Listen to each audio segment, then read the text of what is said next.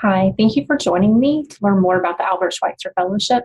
This video is intended to be specifically for community partners who are interested in possibly hosting one of our fellows for the upcoming year. So I think the first thing for me to share is just to let you know more about our mission. We are ultimately trying to prepare future health and human service professionals who are going to want to work with vulnerable populations. And so we do that through this one-year fellowship where they are conducting a community-based project. And obviously we want the goal of that project also to produce, positive results in the community. But we are trying to be clear from the outset that this is a learning opportunity for the fellows. This is a training experience for them as well. And so we sort of have this twofold goal, both in that we're focusing on the fellows as outcomes in and of themselves, but also we want to make sure that they are contributing to the community. And you assist us in that initially by making sure that the projects they take on are going to actually meet community needs. So we speak a lot of times about these being health-related projects, but I do want to be clear that we have a really broad view of what health means. We follow the World Health Organization's definition, which you see there, about being not only physical but also mental and social well-being. But we also really want fellows or applicants to consider doing projects related to the social determinants of health. And here in Jefferson County, we also try to emphasize project ideas or, needs that have been identified through these collaborations that are already naturally occurring through groups like the Health Action Partnership or the Healthcare Roundtable and Mental Health Roundtable. So whenever possible, we do want to point applicants back to these needs and these already identified metrics, some of which are also outlined in community assessments like the Community Health Improvement Plan. And then again, just ideas that you suggest. And I'll mention at the end how you can actually submit ideas. So we also want our fellows, like I said, to be thinking about social determinants of health and to conduct projects that address these needs. And so when I say that, this is sort of one way of thinking about what might be included. So a fellow could be doing a project that's about, job preparation skills in order to provide more economic stability for a family, or it could be related to housing or education. So again, there's a lot of, what we could think of as the causes of these health inequities, and we want our fellows to be addressing them as well. So if you think about maybe project ideas, I want to make sure that you think about them in these parameters. So 200 hours of service is what our fellows would be dedicating to plan and implement their projects. And so that gives you some additional capacity that maybe your organization hasn't had. So think about it maybe in terms of, what are these projects that you've wanted to take on, you see the need, but you just don't have the people power to do it. We want to make sure that these are direct service projects, not a research-based project, not something completely focused on evaluating data or conducting kind of a writing research assignment. We feel very strongly that our fellows are going to learn best about these issues if they're interacting with people. And so that is one of the requirements that we give to them. And this is meant to be unmet needs. So if you already have an existing project, a fellow would need to expand it somehow. So they can come alongside work that you're already doing, but they're going to need to explain in their application how they are increasing your capacity to do this work. Otherwise, it's expected that this would be some kind of new initiative that your organization is not already doing. So who are the fellows who might be able to come alongside you in your work? These are basically graduate students studying in any of these areas. And as you can see, it's a pretty broad and diverse group. We actually try very diligently to recruit from a variety of fields. And because our students come from anywhere in Alabama, you'll see that we have representation from a lot of different universities. And so likewise, if you are a community partner who is listening to this from outside of Jefferson County, we welcome your ideas as well. And it certainly gives me feedback that I can give to our fellows or those applicants who may be interested in working in Montgomery or Auburn or Tuscaloosa or anywhere else around the state.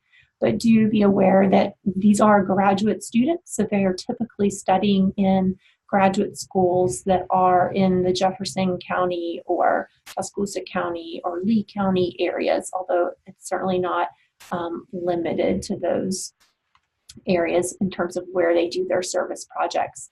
But our fellows do like to do their service projects close to where they're living and studying, just because of logistically, it's usually where they can get to the easiest.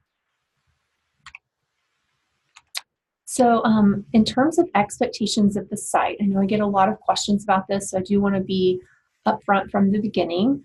Being a site mentor is really valuable to our fellows. When I say site mentor, what I mean is that each of our applicants is asked to identify not only an organization that they would work with, but also a person in that organization that they could report back to. And this, what we call site mentor, is the person who ultimately orients the fellow to the organization, helps them, know and do what they need to do, whether that's a background check or attending a formal orientation or, going through some paperwork. You would be that person to help initiate that process. You would introduce them to the people they need to know within your organization. And I would say the biggest thing, though, is really just shaping their project. So we know that you know the clients in the community better than anyone else. And so although our fellows have amazing ideas and a lot of initiative, they want honest feedback. So as they're putting their project plan in place, your role is really just to help critique it and give them feedback on both what you think will work and maybe if their ideas are off target, to let them know why it wouldn't work. And to just, again, kind of help guide it into a way that you think is going to be most effective. As the year progresses, I would say that your role becomes more about just helping them problem solve. If the problem that they're encountering is something related to, logistics of working within the site or trying to best recruit participants or things of that nature. So again, we know that your perspective, you've gained experience in a lot of these challenges that they're going to be facing. And so you're there just to kind of give them feedback either through their monthly reports or just being someone on site that they're going to encounter and can kind of pop in and ask a question to occasionally. But in general, I say that once a student has been acclimated and you've approved their project plan, they should become pretty independent and not rely on you. So in terms of a time commitment, I can't really quantify it exactly, but I would say that most of the time is going to be spent between April and June when they're shaping their project plan. And then after that, it should just be periodic check-ins. So in terms of, kind of the scope of what the projects look like, it does vary, although we have a lot of projects, some of which are pictured here that you see, which deal with things like increasing the capacity for sites to be prepared for health emergencies, improving nutrition and physical activity for youth or even sometimes older adults.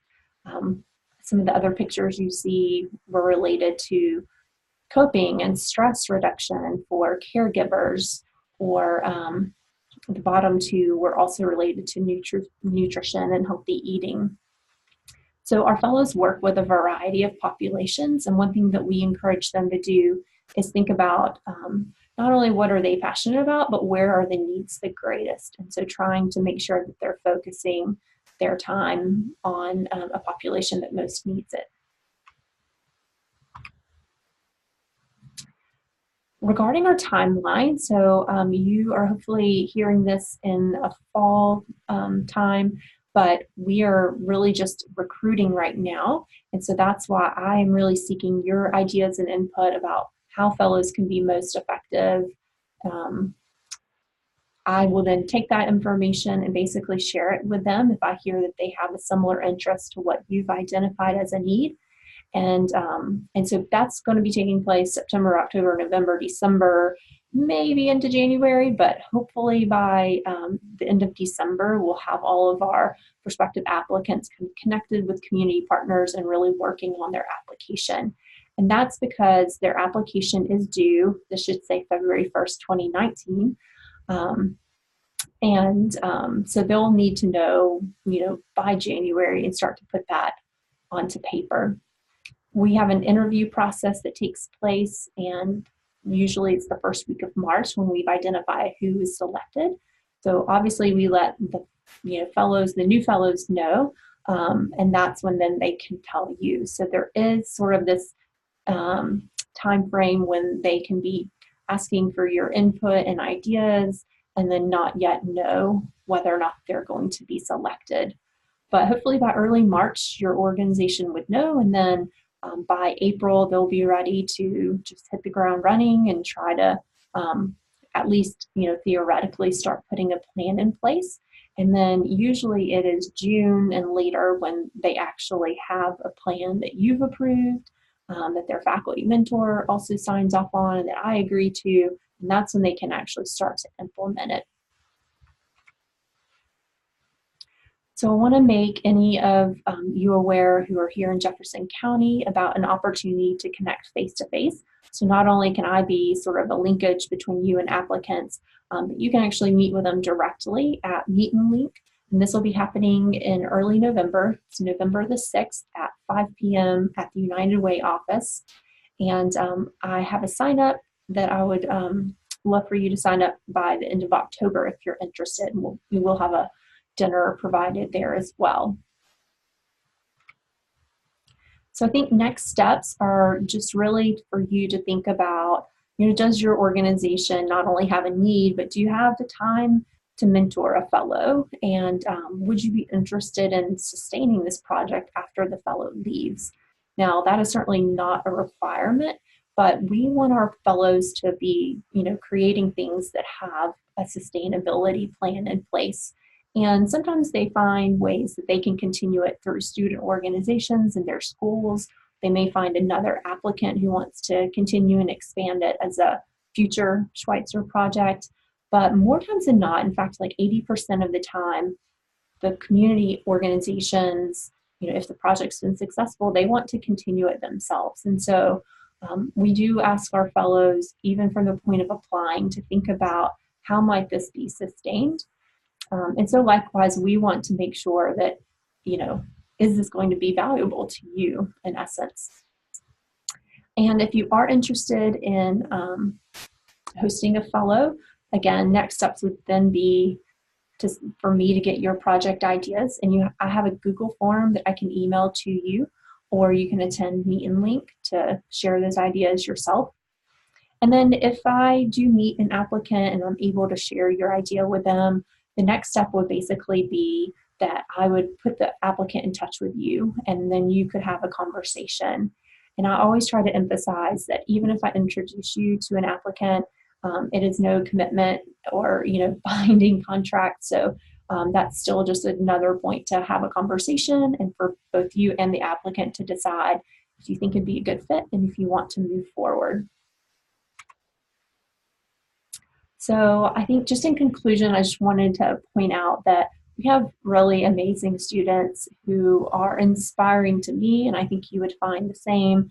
It's just really can be a mutually beneficial partnership to work with them.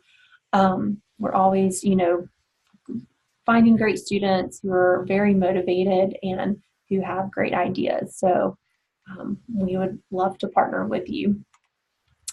In terms of how you can get in touch with me, this is my telephone number and my email address. And I would say, please reach out. And that's probably the best way that I can send you some of those other opportunities, such as the link to, or the form where you can fill out and submit ideas, as well as an RSVP link for Meet and Link coming up. So thank you for your time, and we look forward to working with you. Bye.